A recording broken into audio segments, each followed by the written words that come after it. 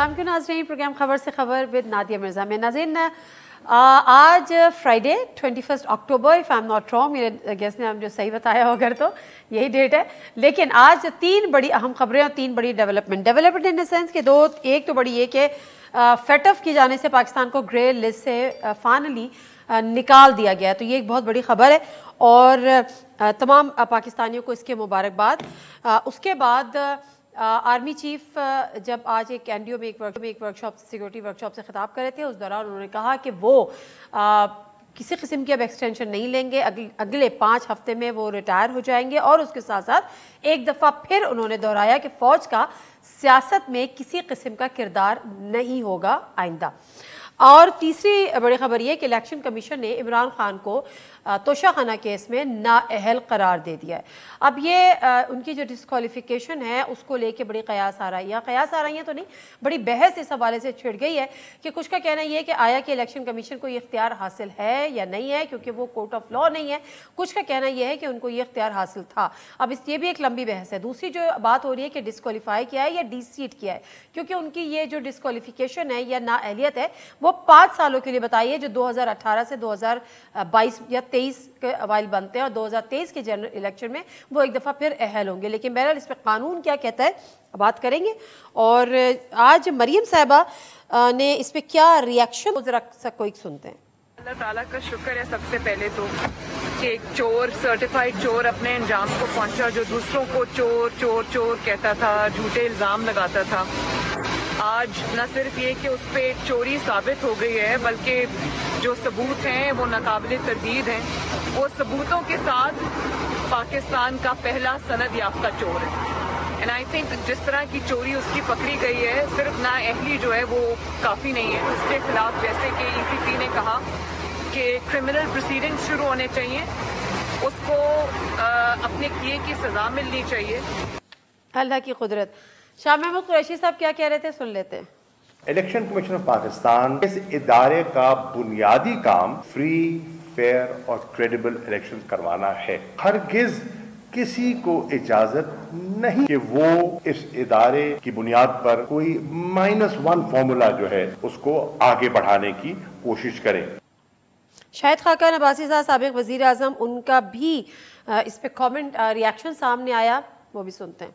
मैं सिर्फ ये कहता हूँ, हम किसी को नाअहलियत नहीं देखना चाहते। सियासत का मुकाबला मैदान में होना चाहिए, अवाम के फैसलों के मुताबिक होना चाहिए। इलेक्शन चोरी नहीं होने चाहिए, लेकिन इंसाफ का तकाजा ये है कि जो निज़ाम एक आदमी के लिए दूसरे के लिए वही होगा। फवाद चौधरी साहब क्या कह रहे थे, ये सुनते हैं। एक शर्मनाक फैसला है। पाकिस्तान की इज्जत के ऊपर ये हमला है। ये इमरान खान के ऊपर हमला नहीं है, ये पाकिस्तान के आइन के ऊपर हमला है। मैं आवाम से अपील करता हूँ, बाहर निकलें, अपने हक के लिए बाहर निकलें और इन ऐवानों को उल्टा कर ही पाकिस्तान का आइन बचाया जा सकता है। आवाम से अपील कर रहे हैं कि ऐवानों को उल्टा दें। ये तो बड़ी एक बहुत एक आला पाए की बात है। मौलाना फजलुर रहमान साहब इस पे क्या रिएक्ट कर रहे थे, वो भी सुन लेते हैं। हमारे वजीर दाखिला साहब जो हैं वो तैयार बैठे हुए हैं। हकीम सनाउल्लाह साहब ने अपने नुस्खे तैयार किए हुए हैं, कारआमद नुस्खे हैं और इनका बाप भी इस्लामाबाद का रुख नहीं कर सकेगा इंशाअल्लाह। जी नाज़रीन, प्रोग्राम का बाकायदा आगाज़ करते हैं। जो पैनलिस्ट है उनसे आपका तारुफ करा देती हूँ। इस्लामाबाद स्टूडियोज़ में मेरे साथ मौजूद है फैसल चौधरी साहब, लॉयर हैं, पीटीआई के senior advocate. Thank you very much Chaudhry साहब, बहुत शुक्रिया आपके टाइम का। अंदलीब अब्बास साहिबा, सीनियर रहनुमा पीटीआई MNA। अस्सलाम वालेकुम अंदलीब, बहुत शुक्रिया आपके टाइम का भी। सेनेटर कामरान मुर्तज़ा साहब JUIF को रिप्रेजेंट कर रहे हैं, senior advocate of supreme court. बहुत शुक्रिया कामरान मुर्तज़ा साहब आपका भी। अच्छा, तीनों के सामने और अपने नाज़रीन के सामने वो क्विक 5 क्वेश्चंस, फिर प्रोग्राम का बाकायदा आगाज़। सवाल नंबर 1, तोशाखाना केस में इमरान खान नाअहल करार, इलेक्शन कमीशन को सज़ा का इख्तियार है या नहीं है? नई बहस का आगाज़, कानून क्या कहता है? सवाल नंबर 2, तहरीक इंसाफ का इलेक्शन कमीशन का फैसला इस्लामाबाद हाईकोर्ट में चैलेंज करने का ऐलान, फैसला कानूनी तौर पर कितना मजबूत? सवाल नंबर 3, नवाज शरीफ की 62(1)F के तहत नाअहली और इमरान खान की 63(1)P के तहत नाअहली, क्या दोनों का मुआवजा किया जा सकता है? सवाल नंबर 4, इमरान खान के पास सियासी मैदान में सरगर्म रहने के लिए कौन से ऑप्शंस बाकी हैं? और आखिरी सवाल, आर्मी चीफ 5 हफ्तों में रिटायर हो जाएंगे, मुद्दत मुलाजमत में तोसी लेने से इनकार, अफवाज अब सियासत में किरदार अदा नहीं करेगी, आर्मी चीफ का सिक्योरिटी वर्कशॉप से खिताब, इस बयान के मुल्की सियासत पर क्या असरात मुरतब होंगे? बाकायदा आगाज कामरान मुर्तज़ा साहब, जरा आप कहती हूँ कि आप मुझे बताइएगा सबसे पहले कि इमरान खान साहब नाअहल हुए हैं, इमरान खान साहब डीसीट हुए हैं और क्या ये इख्तियार इलेक्शन कमीशन के पास था? अदरवाइज एक डिबेट ये है कि वो कोर्ट ऑफ लॉ नहीं है। What your take sir? नहीं, कोर्ट ऑफ लॉ की बात जो है वो यहाँ पे अप्लाई नहीं करती है। एक बात तो ये है कि 62(1)(f का इस्तेमाल नहीं हुआ, 63(1)(p का इस्तेमाल हुआ है, और ये 63(1)(p की तहत जो नाहली है वो फॉर द टाइम बीइंग है। ठीक है ना जी, इसकी कोई मुद्दत जो कम से कम, एक तो फैसला मैंने पढ़ा नहीं है और किसी ने भी शायद अभी तक नहीं पढ़ा, किसी ने भी नहीं पढ़ा, और हम सारे तबसरा कर रहे हैं बगैर पढ़े हुए। बहरहाल जो खबरें हम तक पहुंची हैं 63(1)(p और उसमें जो नाहली अगर है तो वो फॉर द टाइम बीइंग है, वो कि ना तो 5 साल है ना कोई परमानेंट है। तो बाकी इसमें होता ये है कि इस तरह की कंप्लेंट जब आ जाए तो दो बातें हो सकती हैं, दो मुमकिन बातें हो सकती हैं। एक बात जो इलेक्शन कमीशन ने की, और दूसरी बात जो है ना वो भी शायद उन्होंने की है, ये फिल वक्त तो सिर्फ खबरें हैं, हमारे पास डॉक्यूमेंट कोई नहीं है, वो ये कि अपना मैटर को रेफ़र करना किसी सेशन जज के पास कंप्लेंट की सूरत में, और कंप्लेंट जो है ना वो फिर जाएगी और वो कंप्लेंट प्रोसीड करेगी, और उस प्रोसीड करने के नतीजे में सज़ा भी हो सकती है और इक्विटल भी हो सकती है। अगर सज़ा हो जाए तो देन जो है वो कोई 5 साल की नाहली उस सज़ा की बुनियाद पे शायद बन सके, और अगर इक्विटल हो जाए तो फिर वो नाहली नहीं। अब ये यहाँ पे जो डिस्क्वालिफिकेशन है ये फॉर द टाइम बीइंग है, जिस प्रोविजन को इन्वोक किया गया है या बताया गया, कोई टाइम स्लैब नहीं है इस पे। बस ये आज तक आप इसको समझ लीजिए कि आज तक है, मैं नहीं समझता कि ये इलेक्शन तक की है। जो इसको इस तरह से भी इंटरप्रेट कर रहे हैं, मुझे इस इंटरप्रिटेशन से इत्तेफाक नहीं है, मगर मैं अपने आप को करेक्ट कर सकता हूँ जब मुझे फैसला मिल जाए और मैं उसको पढ़ लूँ मुकम्मल तौर पे। कामरान मुर्तज़ा साहब, ये डिस्क्वालीफाई हुए या डीसीट हुए? इस डिस्क्वालिफिकेशन के नतीजे में डीसीट हुए हैं ना, तो disqualification for the time being है। उसकी लैंग्वेज जो अगर पढ़िएगा तो वो time for the time being है। ठीक है, फॉर द टाइम बीइंग तो आज ही होता है, कल नहीं होता। अच्छा ठीक है, तो कल आप लोग अदालत में चले जाएंगे, और आपको क्या लगता है ये केस कितना मजबूत है, कितना कमज़ोर है, कितना आप पुरुमीद है? मुस्कुराहट आपकी कुछ और बता रही है, लेकिन मैं आपके अल्फाज का इंतज़ार कर रही हूँ। मैं मुर्तज़ा साहब से भी शेयर करना चाहता हूँ। सर, मैं आज फैसले की कॉपी लेने गया था इलेक्शन कमीशन में, तो मुझे हैरानगी हुई कि ना शॉर्ट ऑर्डर ना डिटेल्ड ऑर्डर, कोई ऑर्डर मौजूद नहीं है, ना इलेक्शन कमीशन में मौजूद है, ना वेब पे मौजूद है। मीडिया पे 1-2 सफ़ात आए हैं, अगर वो फैसले से मुताल्लिक है तो ये भी कहा गया कि वो इसलिए नहीं इशू हो रहा कि शायद एक मेंबर साहब जो है वो अलील हैं और उनके दस्तखत फैसले पे नहीं है मीडिया रिपोर्ट्स के मुताबिक। तो जहाँ तक तो मेरी नाक़िस इल्म का ताल्लुक है, तो अगर फैसले पे साइन नहीं हुए किसी मेंबर के, एक तो वो मुतफ़क्का फ़ैसला नहीं कराया जा सकता जब तक वो साइन हो जाए। नंबर दूसरी बात यह है कि ये एक बड़ा फ़ैसला है, एक साबिक़ वज़ीर-ए-आज़म के ख़िलाफ़ एक फ़ैसला आप कर रहे हैं, तो क्या ये जल्दी में किया गया कदम नहीं है कि अगर मेंबर साहब रूबे सेहत हो जाते तो क्या अच्छा नहीं होता कि वो भी कमीशन में बैठते और वो फ़ैसले से अपनी एग्रीमेंट या डिसएग्रीमेंट का इजहार करते? वो उनका कानूनी हक़ है।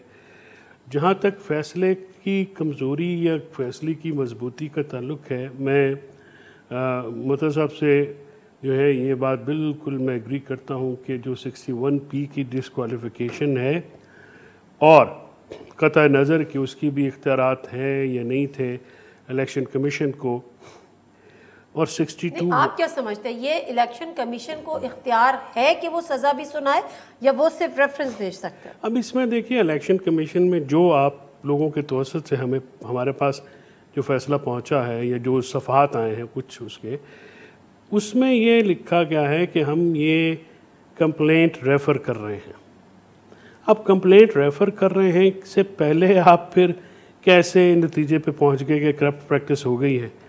ये तो इल्ज़ामात होते हैं, और 137 जिनके ऊपर इनका बहुत ज़्यादा इन्हिसार हुआ है, उसकी सेक्शन जो सब सेक्शन 4 है उसमें एक टाइम लिमिट भी दी गई है 4 महीनों की। वो स्कीम उसकी लॉ की ऐसी है कि 4 महीनों के अंदर वो लिमिटेशन भी होती है, और फिर जो नाहली होती है मेरी नज़र में जो टेम्परेरी डिस्क्वालिफिकेशन भी जो है 1P की, इलेक्शन कमीशन क्योंकि अदालत नहीं है, ना ही ट्राइब्यूनल है, लिहाजा वो जब तक किसी अदालत केस रेफर भी कर रहे हैं, लेकिन वो करप्ट प्रैक्टिस भी बता रहे हैं, फिर वो क्रिमिनल केस भी कह रहे हैं कि उनके अगेंस्ट चले, और फिर आप डीसी डिस्क्वालीफाई भी कर रहे हैं। क्रिमिनल केस तो उससे मुराद तो यही है ना कि क्रिमिनल कंप्लेंट चले 137 के। वो राना सनाउल्लाह साहब की प्रेस कॉन्फ्रेंस से आप इम्प्रेस ना, उन्होंने जिंदगी में कभी कोई चीज़ ना पढ़ी है ना आगे पढ़ी है। हम इम्प्रेस नहीं होते, मगर आप इम्प्रेस हो जाए काफी। नहीं, हमारे लिए तो देखिए ये फैसला जो है, मेरे लिए या हमारे जो, मैं आपको ये भी बता दूं कि जो लीगल टीम है, बीटीए की टॉप लीडरशिप है, हमारे लिए बिल्कुल कोई फैसला ये सरप्राइज था ही नहीं। अगर ये ना आता तो फिर हम जो शायद काटते खुद को कि भाई क्या है ये किधर बैठे हैं। तो पूरी तैयारी कर रखी थी, तो इसकी पटिशन जो है, इसकी पटिशन अली जफर साहब ने महीना पहले तैयार करके रखी हुई थी। चले जी, ये तो बड़ी अच्छी बात है। चले, अच्छी बात है, आप अपना होमवर्क करके रखे। पर ये तो सारी एक जो लीगल डिबेट थी, अली अब्बास साहिबा, फाइनली इलेक्शन कमीशन का तोशाखाना केस पर वो फैसला आया, और फैसल चौधरी साहब अभी कह रहे हैं, क्योंकि वो ज़्यादा लीगल एक्सपर्ट है, प्लस पीटीआई के लॉयर भी हैं, कि we were prepare for that. हमें तो कोई, हमारे लिए कोई सरप्राइज था ही नहीं। अगर ना होता तो हम सरप्राइज होते। बट एनीवे, पॉलिटिकली ये कितना बड़ा डैमेज है, पॉलिटिकली आप लोग इसको क्या, आपकी नेक्स्ट स्ट्रैटेजी होगी? शुक्रिया नादिया।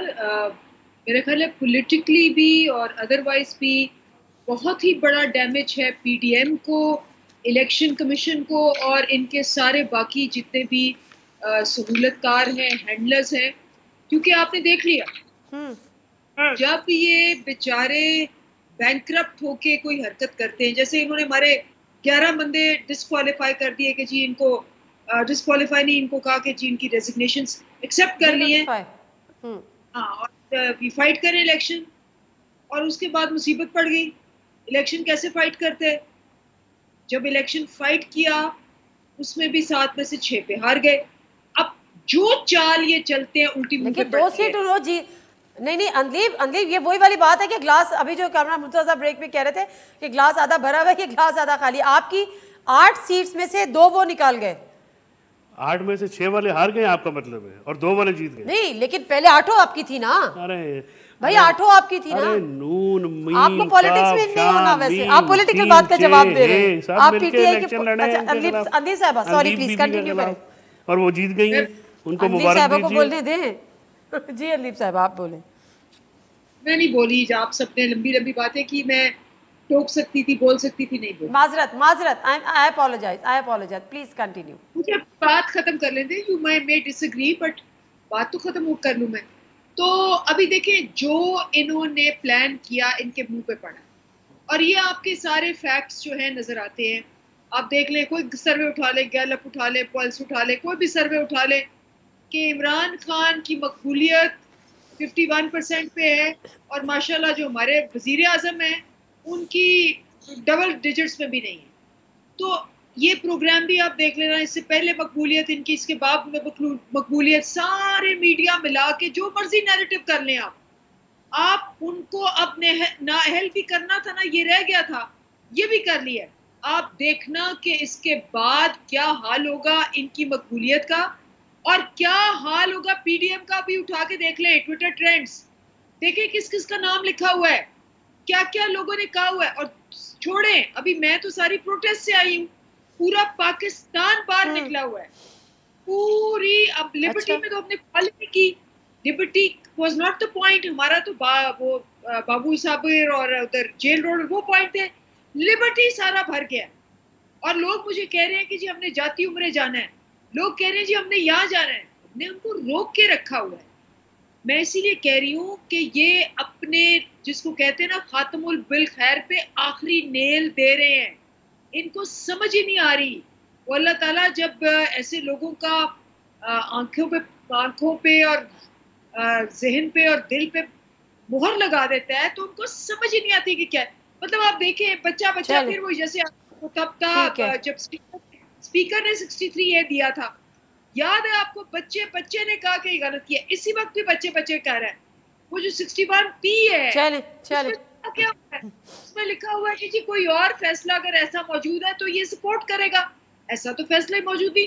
और सबसे बड़ी बात, नादिया, सबसे बड़ी बात, इमरान खान के पेपर्स आए इलेक्शन कमीशन के पास 7 सीटों के लिए, तोशा खाने का ऑब्जेक्शन आई, इसी इलेक्शन कमीशन ने वो सेट असाइड करके इमरान खान के पेपर्स एक्सेप्ट किए और अब उसी पे ये फैसला आ गया।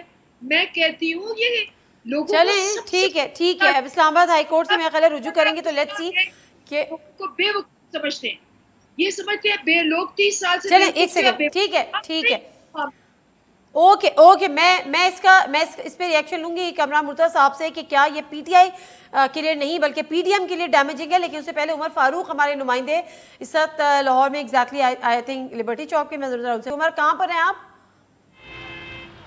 जी मैं इस वक्त बाबू साहब इंटरचेंज पे मौजूद हूँ, जहाँ अच्छा बाबू साहब इंटरचेंज पे जरा सूरत हाल तो बताएं कि अंदी साहब कह रही है पूरा लाहौर बाहर निकल गया, पूरा पाकिस्तान बाहर निकल गया, क्या सूरत हाल है, कितनी बड़ी तादाद में लोग बाहर हैं, क्या एहतजाज कर रहे हैं?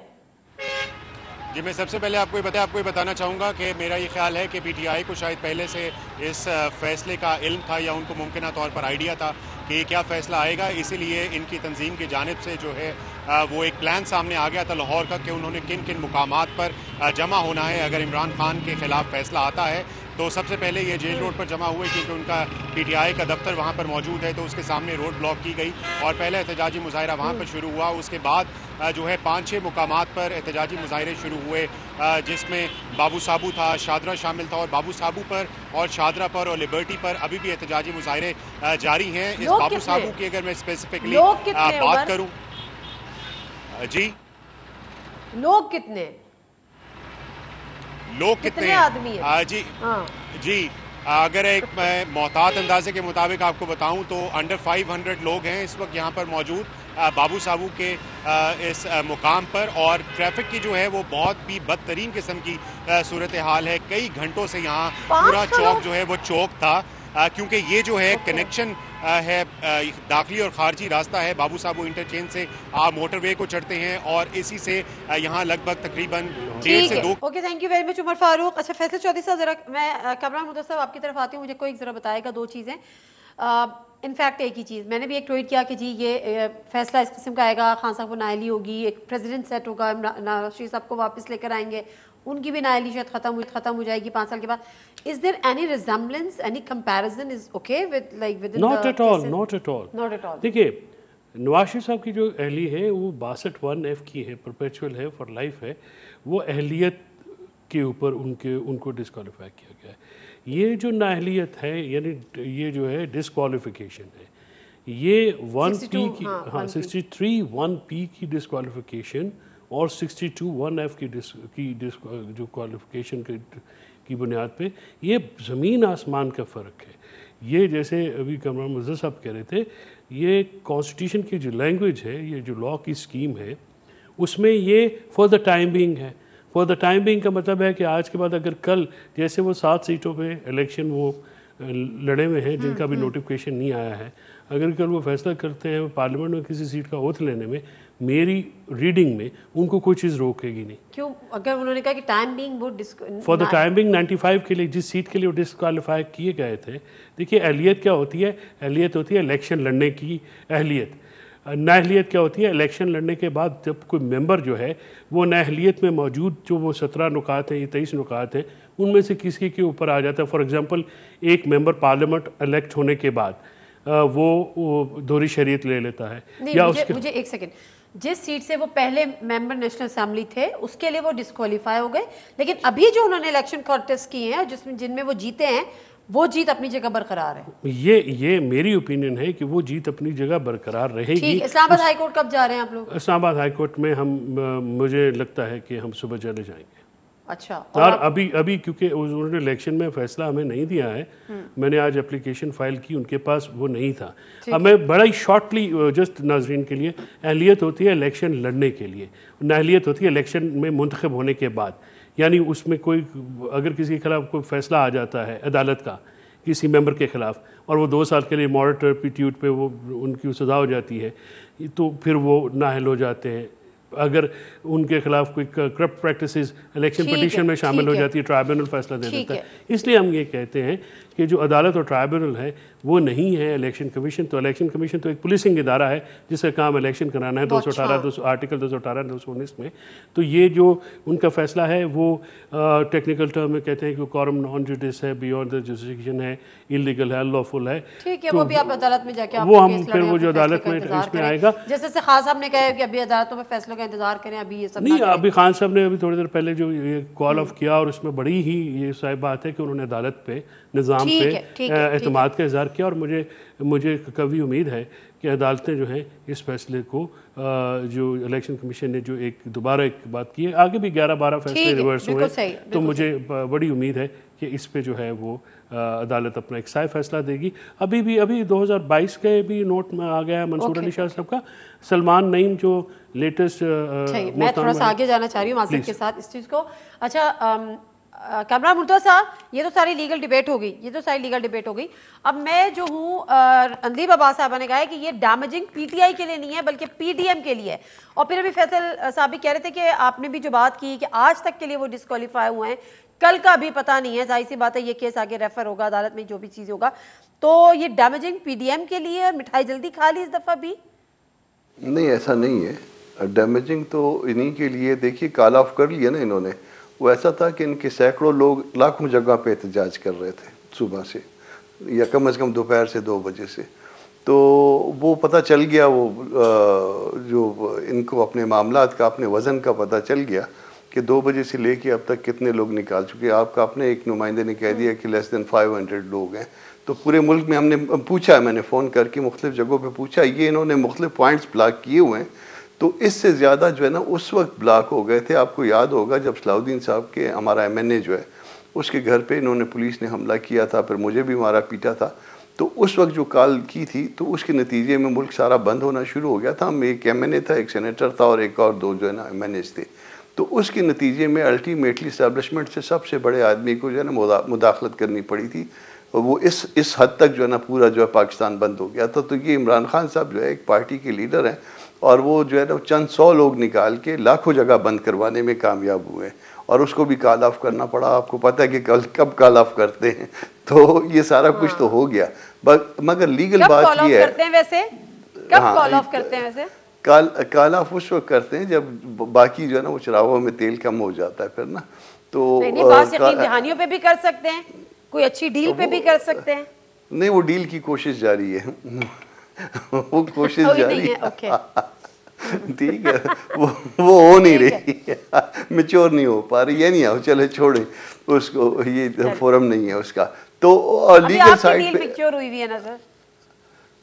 अब ये भी छोड़े ये भी छोड़े मैं कुछ कह दूंगा फिर इनके लिए भी मसला होगा, किसी और के लिए भी मसला होगा।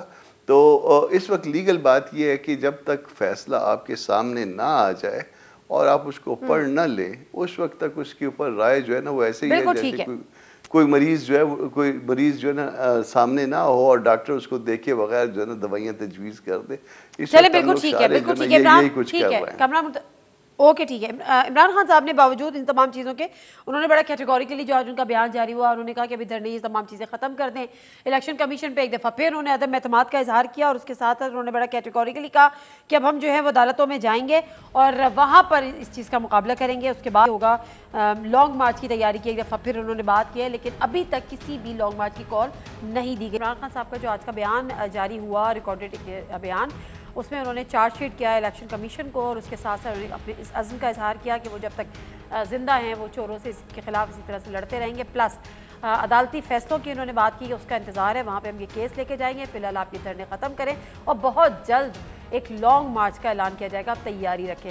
अंदलीब अब्बास साहबा, ये कम से कम 2 महीने हो गए, कम से कम ये बात सुनते हुए कि अगले हफ्ते और अगले हफ्ते और अगले हफ्ते, फिर अक्टूबर का दूसरा हफ्ता हुआ, अक्टूबर का तीसरा हफ्ता भी हो गया। तो किस चीज़ की ताख़ीर है और किस चीज़ का इंतज़ार है? देखिए नादिया, हमारा जो स्ट्रेटजी है ना इसकी, वो मल्टीफोल्ड है और उसके अंदर आज जो था हमें ये जो प्लान था 15 दिन पहले ही हमारा बना हुआ था, क्योंकि हमें पता था कि इन्होंने हर हद तक जाना है। जो ऐसे लोग हैं जो इमरान खान को जान से मारने की पूरी तरकीबें कर रहे हैं, जो उसके नौकरों के हाथ पैसे दे के और डिवाइसेस लगा रहे हैं, आप उनसे क्या उम्मीद कर सकते हैं? तो हमने आज का स्टेप नंबर 1 पूरा प्लान किया हुआ था, किस पॉइंट पे क्या करना है और कैसे करना है, वो हमने कर दिया। हमारे और इस तरह के 3-4 और स्टेप्स हैं और वो भी हमने बनाए हुए हैं, लेकिन हम किन मौकों पे करेंगे, कैसे करेंगे, वो हमारी स्ट्रैटेजी का हिस्सा है। वो मैं ऑब्वियसली यहाँ रिवील नहीं करूँगी, लेकिन मैं इतना ज़रूर कहूँगी कि देखिए, सबसे ज़्यादा नुकसान किसको हो रहा है? पीडीएम को हो रहा है, उसके सहूलतकारों को हो रहा है, इलेक्शन कमीशन को हो रहा है। जितनी ज़्यादा इस वक्त कौम तुली हुई है, आप सही कह रही हैं कि वो कह रहे हैं, सारी कौम कह रही है कि हमने लॉन्ग मार्च करना है, हमने रोका। क्यों? क्योंकि क्या होगा, जिस कदर गुस्सा है और उनको सब पे गुस्सा है, वो कहते हैं कि ये समझते क्या कि हमें कोई पता ही नहीं है, हम पागल हैं, ये क्या समझते हैं? मीडिया पे मैं आप बातें कर रहे होंगे, साथ ये लोग बैठे बातें कर रहे होंगे, उससे पहले कि मैं कुछ कहूँ, आपको पता है इतनी बड़ी बड़ी रिसर्चेस वो आपको सबको भेज देते हैं कि ये है, ये है, इसने फलाने ज़माने में ये ट्वीट की, अब ये की, अब ये की। वो सबको जानते हैं और वो इस बात को मानने को तैयार ही नहीं है कि ये जो पीडीएम जो है 17 कॉन्फ्रेंसेस करती रही है मरियम से लेके, ऑडियो क्या तो वीडियो क्या, तो क्या इन्होंने किया। उसके बाद जो इनका 17 जुलाई को जो हशर हुआ और 16 अक्टूबर को जो हशर हुआ, इनको तो शर्म से ही वो मरियम भाग गई है। और क्या कहता है तलाल, इनके अपने लोग कह रहे हैं लीडरलेस है कि हमारे लीडर भाग गए, कहता है कि हमजा छुप गया है, मरियम भाग गई है। क्या कहते रहे? पहले था कि डार आएगा, डार ने कहा, मिफ्ता इस्माइल ने पेड़ा कर दिया, अब मिफ्ता इस्माइल कह रहा है डार पेड़ा कर रहा है। तो आप देखें, नहीं वो ठीक है। हाँ हाँ,